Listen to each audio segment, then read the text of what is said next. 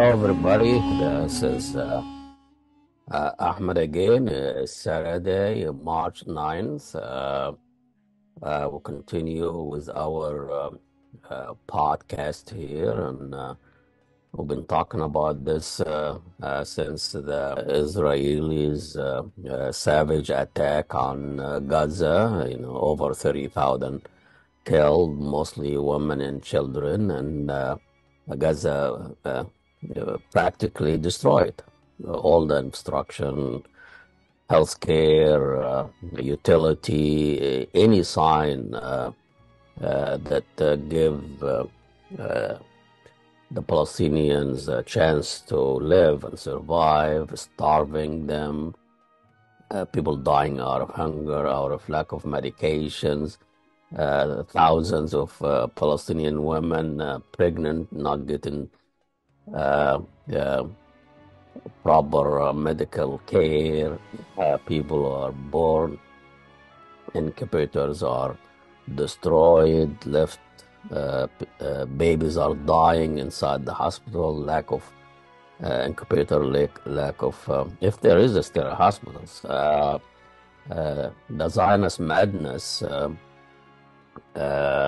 turn from a watchdog to the colonial West now to a mad dog, just destroying anything, any sign of living. It was like they are the only human around. They are the only who have victims are the Zionists or the Jewish population. I mean, there are atrocity committed everywhere.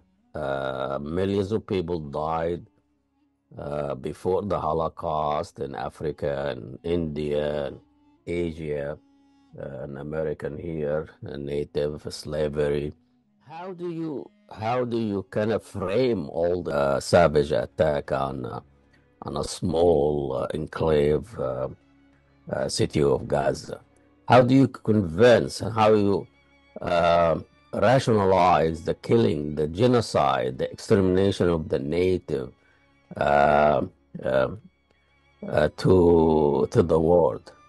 As I said before, the first casualty of war is the truth. The just lies and deceits and the Hamas militants killing of children, raping women, all these lies, all these manufactures of lies by the Israelis propaganda machine was nothing to prove. And Biden and his administration adapted this Zionist narrative. The Western media adapted this Zionist narrative. Israel have the right to defend themselves, and of Hamas, the kind of people or the kind of animals, terrorists that they are raping and killing babies and children, and this notion it's been used before against blacks. The blacks here were accused of raping white girls and lynching and killing and all this justification. It's an old narrative from the West that the brown people and black people are subhuman and are prone to irrationality, cannot govern themselves, and they need the white man to civilize them. And so remember in 1990 when this young lady, 10 years old, 15 years old, Nayirah, when she stood before uh, uh, the Congress here, and claimed that she actually saw the Iraqi soldiers stole the incubator from hospitals and left babies on the floor to die. But turn out this Nayirah claim is false, and she was presented as a Kuwaiti girl. They didn't mention her name, of course. but found out she is the daughter of the Kuwaiti ambassador to the United States, Saud Nasser al-Sabah, and she was coached by the public relation firm Hill Knowlton, which is still operating now after these lies and justification of invasion and killing millions of Iraqis.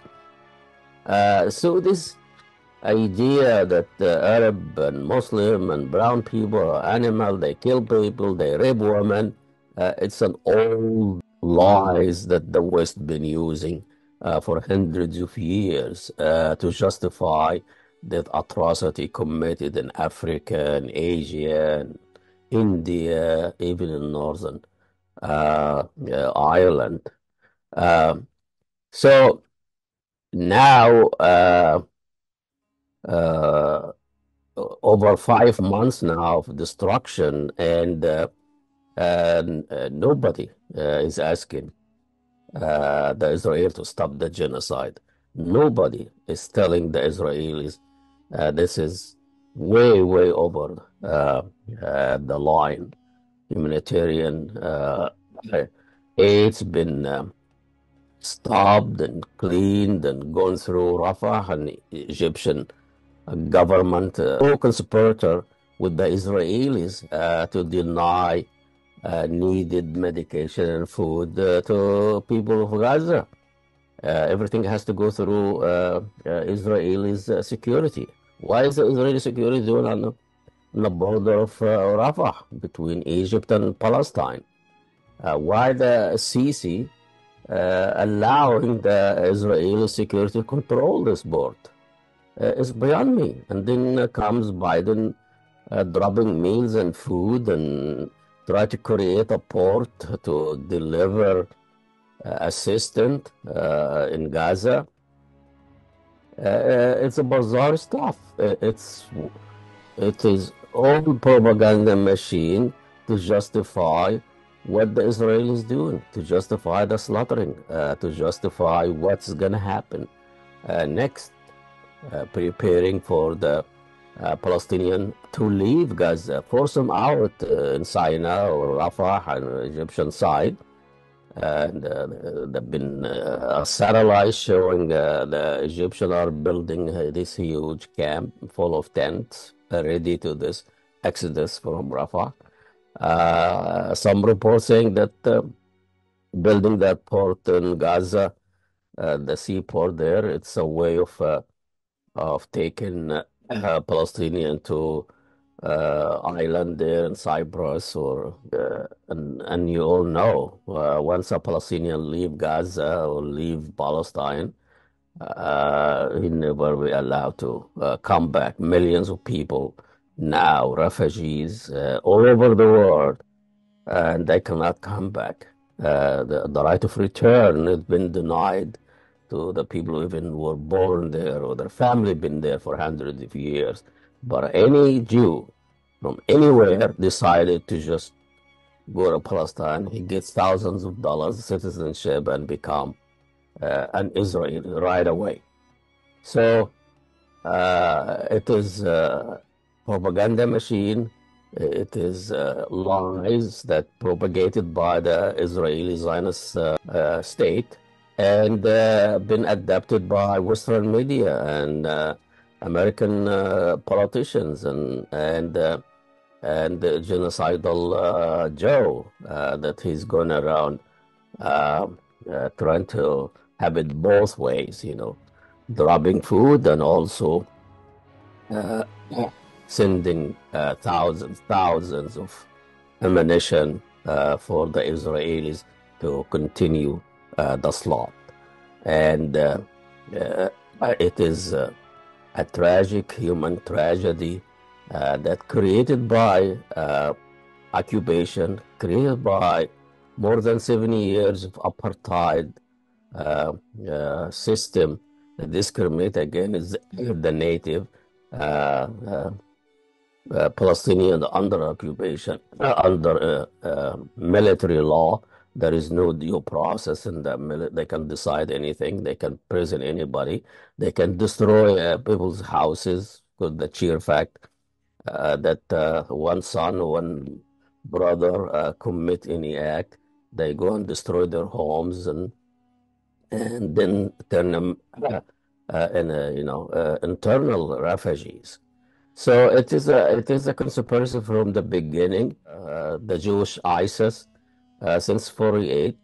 Their main purpose, the main project objective is to be heading a nation of Palestine and replace him by a Jewish state, and that really,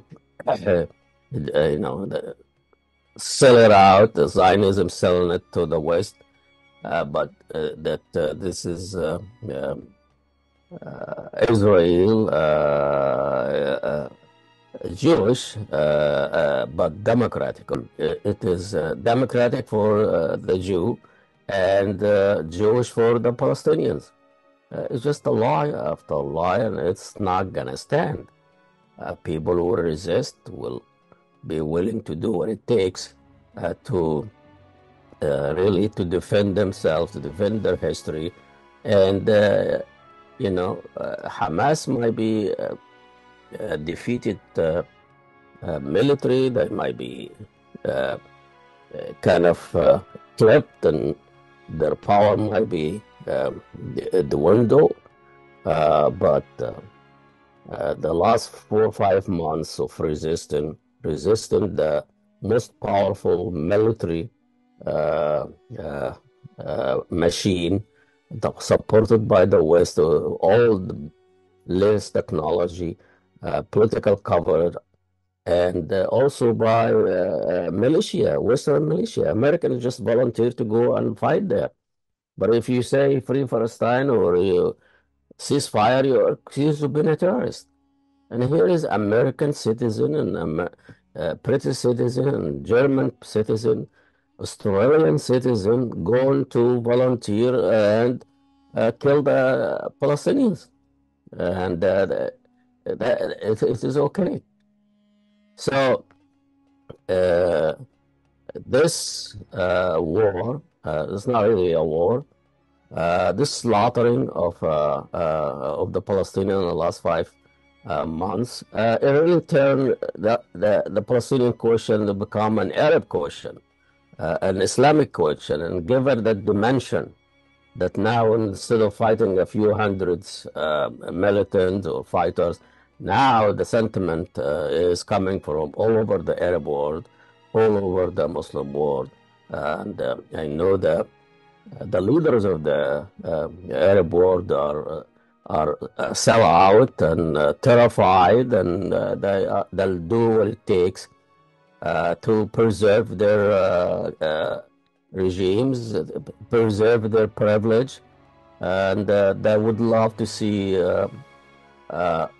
Israel finishing the job, finishing Hamas, more than the Israelis themselves. And I think the American would like to see the same.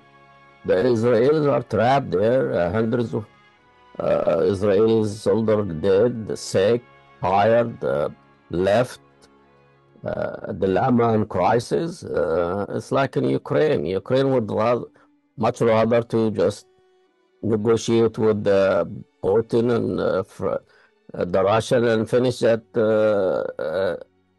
nonsense war. That is, it's good for Ukraine, it's good for Europe, but the American wants to keep it going to deplete Putin and weaken him. And so it's not working in Ukraine. It's not going to work in Gaza and Palestine. People need to have dignity and have rights, regardless of how much lie and deceit that Zionist propaganda machine produce and manufactures every day, demonizing the Palestinians. Should be just easy to kill them, easy to get rid of them, and adapted by Western media and by the Biden administration. So until there is justice, the peace will not be sustainable or available. This is the lesson that that war will show you. There must be justice. for people, regardless. There must be, people need some dignity. People need to live in a secure and dignified life. Otherwise, they'll just resist, and they have the right to resist. So, unoccupied forces have no right to self-defense. This is by international law. If you are unoccupied, you don't have the right to retaliate and defend. You cannot defend a territory that you are occupying. You just stop the occupation, stop the onslaught, and then you can sit down and negotiate peace. So liberation before peace. You can have peace, but injustice. You can have peace, but you have inequality. We've seen it here. But you really you have to have a liberation. The Palestinians have to be liberated. They have to be free, and then you can have a peace. Oh, this is Ahmed Tharot from Ahmedia. Please don't forget to follow, subscribe, share, and if you like to help us a little bit, log on our website, ahmediatv.com, and you can donate. Anything would help. And share this with your group, share it on your social media. We'll appreciate that.